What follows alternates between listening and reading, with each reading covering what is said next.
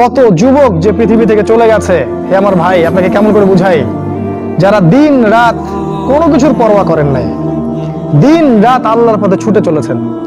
ওই খালিদ বিন ওয়ালিদ রাদিয়াল্লাহু আনহুকে দেখেন, তিনি মৃত্যু সজ্জায় বলেছিলেন যে আমি জাহাদতু কাযা ওয়া কাযা, আমি যে কতই না যুদ্ধ করেছি আল্লাহর পথে, আমার শরীরে এমন একটা দাগও নাই যেখানে মানে একটা জায়গাও বাকি নেই আমার শরীরের মধ্যে যেখানে কোনো তরবারির আঘাত নাই বা বর্ষার ছোঁয়া নাই।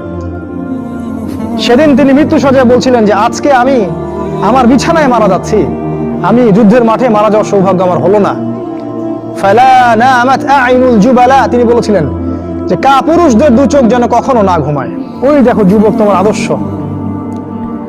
খুবাইব রাদিয়াল্লাহু আনহু, ইসলামের জন্য তাকে দায়ী করে পাঠানো হয়, রাজি নামক একটা জায়গায় কাফেররা তাকে ধরে ফেলে এবং তাকে শুল দণ্ড দিয়ে হত্যা করে।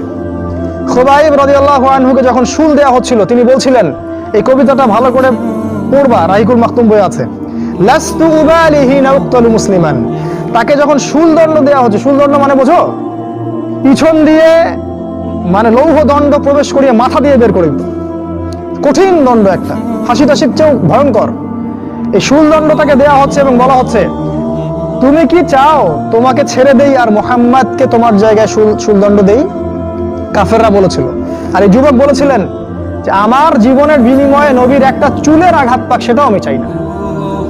দোয়া করছে আল্লাহ আমার মৃত্যুর সংবাদটা নবীকে পৌঁছে দিও। আল্লাহ পাক সেটা পৌঁছে দিলেন।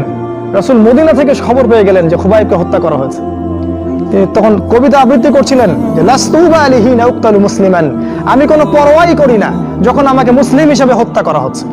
আলা আই জামিন কানা লিল্লাহি মাসরাই, আমাকে যেদিকেই পাশ ফেরানো হোক না কেন সেটা আল্লাহর জন্যই। ওয়াযালিকাল ইলাহু ওয়া ইয়াশা, এবং তিনি হচ্ছেন এমন ইলাহ যিনি যদি চান ইউবারিক আলা ফি কুল্লি শিলুমি মিমাজ্জা, তাহলে তিনি প্রত্যেকটা আমার গোশত টুকরা হাড্ডির মধ্যে বরকত দিতে পারবেন। এই কবিতা বলতে বলতে তার জান চলে যায়। এই যে তোমার আদর্শ, কখনো ভেবেছো তাদেরকে নিয়ে? তারা তোমাদের সুপার হিরো। আজকে ফ্যান্টাসির জগতে সুপার হিরো খুঁজে বেড়াও তোমরা।